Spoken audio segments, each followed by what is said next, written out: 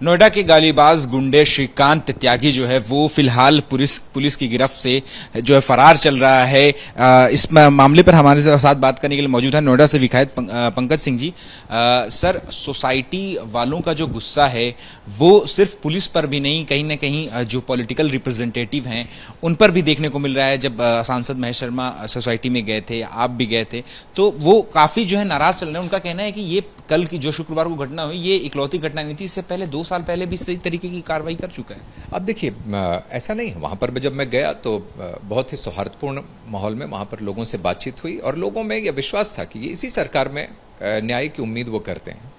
वहां के लोगों का ही कहना था कि अगर यह परिस्थिति अगर सपा बसपा कांग्रेस में होती तो शायद कोई देखने वाला भी नहीं होता। अपराधियों को संरक्षण देने वाली वो सरकारें थीं। आज लेकिन लोगों को भरोसा है, उस परिवार को भी, उनके शुभचिंतक को भी और समाज में भी लोगों को यह भरोसा है कि जो गलत है वह तो बिल्कुल ध्वस्त होगा, जो सत्य है वो स्थापित होगा। और मैंने तो आपने देखा होगा, मैं लगातार पिछले 5-6 साल में जब मैं यहाँ पर जब से रिप्रेजेंट कर रहा हूँ, मैंने हमेशा कहा है गलत होने नहीं देंगे और जो सत्य है उसको किसी तरीके से रुकने नहीं देंगे। इसी को संकल्प लेकर हम लोग आगे बढ़े हैं और इसीलिए लोगों को भरोसा है और उस भरोसे पर हम लोग बिल्कुल कायम हैं। उसको उनके भरोसे को और पुख्ता करेंगे। सर, 2 साल पहले भी इसी तरीके का एक मामला जो है वो सामने आया था अवैध निर्माण को लेकर के, जिस पे सोसाइटी वालों ने ऐतराज जताया था। तो उसके बाद भी जो जैसा कि वहां के निवासियों का कहना है कि इसी तरीके की गुंडागर्दी, रसूखदारी जो है और यूपी सरकार का चिन्ह लगा करके वो अपनी गाड़ी पे चलता था। तो क्या ये रिपीट ऑफेंडर रहा है? तो अब तक पुलिस की कार्रवाई क्यों नहीं हुई? अब वही मैंने कहा कि अब इसमें क्या वो वहाँ का मैटर था, सोसाइटी के अंदर का ये मामला था। जब ये प्रकाश में आया है, हम लोगों के सामने आया, तो उस पर कार्रवाई भी हुई है। प्राधिकरण को भी कल कहा गया था। तो समय समय पर यह कार्रवाई होती रहती है, ऐसा नहीं है। सरकार आने के बाद पिछले 5-6 साल में नोएडा में परिवर्तन भी आप लोगों को देखने को भी मिला होगा। लेकिन अगर कहीं पर यह घटना इस तरीके की होती है तो दुर्भाग्यपूर्ण है और ऐसे लोगों के ऊपर कार्रवाई होनी चाहिए। और अगर कहीं सिस्टम में भी कोई त्रुटि या कोई लैप्स अगर रहता है, कोई चूक रहती है, तो जांच करते हुए ऐसे लोगों के ऊपर भी कार्रवाई होनी चाहिए। सर, वो योगी जी के, मोदी जी के, हमारे भारतीय जनता पार्टी का जो यह संकल्प है कि लोगों तक न्याय पहुंचाने का, अगर उसके बीच में अगर कोई रोड़ा बनता है तो ऐसे लोगों के ऊपर भी कार्रवाई होनी चाहिए। सर, योगी सरकार की जो इमेज है पूरी, वो ये है कि वो बहुत ही काबिल, बहुत एबल एडमिनिस्ट्रेटर हैं। लॉ एंड ऑर्डर के साथ कोई भी जो है खिलवाड़ करेगा तो सबको जो है वो डंडा दिखेगा। गर्मी निकालने वाली बात, बयान भी उनके सामने है। तो ऐसे में एक आदमी जो है वो नोएडा की पॉश सोसाइटी में लगातार पिछले 2 साल 3 साल से ऐसे काम कर रहा था, तो क्या पुलिस की नजर कभी नहीं पड़ी? अब देखिए, अब वो तो पूरी चीजों को अब पुलिस प्रशासन जो पास की जो हिस्ट्री रही है उन सब चीजों को लोग खंगाल रहे हैं, निकाल रहे हैं, उस पर भी देख रहे हैं। और इसीलिए मैंने कहा कि कई जिलों के साथ मिलकर कार्रवाई पुलिस की तरफ से हो रही है। तो ये सारी बातें धीरे धीरे सामने आएंगी।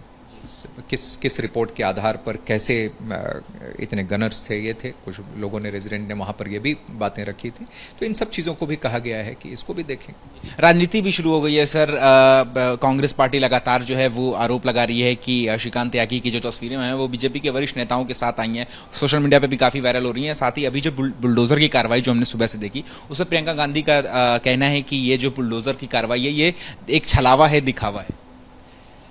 अब देखिए, ये वो इसके अलावा वो कर भी क्या सकते हैं, क्योंकि कभी भी कार्रवाई तो उन्होंने किसी के ऊपर की नहीं। वो तो हमेशा अपने देश के जवान अगर भले ही अपना जीवन भारत माता पे न्यौछावर करते हैं तो उस पर भी वो सवाल उठाते हैं, उनके पराक्रम और शौर्य पर प्रश्न चिन्ह उठाते हैं, भगवान रामचंद्र जी के अस्तित्व पर प्रश्न चिन्ह उठाते हैं।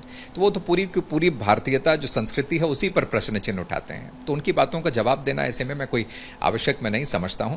मैं इतना बस कह सकता हूं कि लोग जानते हैं, जनता जानती है कि न्याय इसी सरकार में संभव है, योगी जी की भारतीय जनता पार्टी की सरकार में संभव है और वो न्याय होगा और कानून व्यवस्था का जो राज है वही यहां पर चलेगा।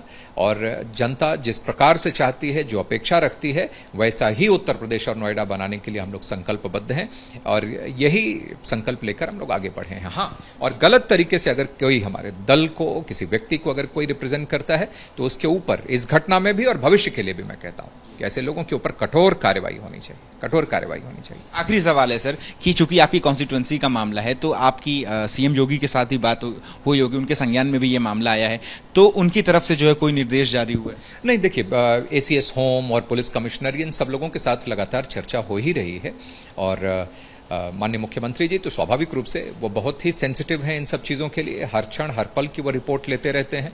तो इसीलिए मैं कह रहा हूँ ना कि बुलडोजर भी चला है, कार्रवाई भी हो रही है, पूरी कई जिलों की पुलिस मिलकर काम इसमें कर रही है, पास्ट हिस्ट्री भी उसमें देख रहे हैं, केसेस देख रहे हैं। तो ये सब चीज़ें जब हो रही हैं और परिवार को भी जब भरोसा है, तो इसका मतलब चीज़ें ठीक दिशा में चल रही हैं और लोग संतुष्ट भी हैं।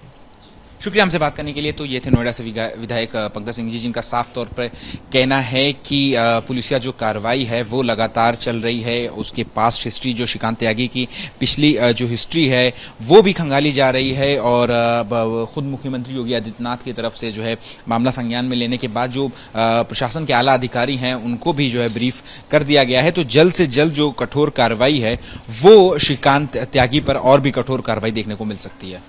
सहयोगी दीपक चौधरी के साथ अहमद बिलाल, एबीपी न्यूज, नोएडा।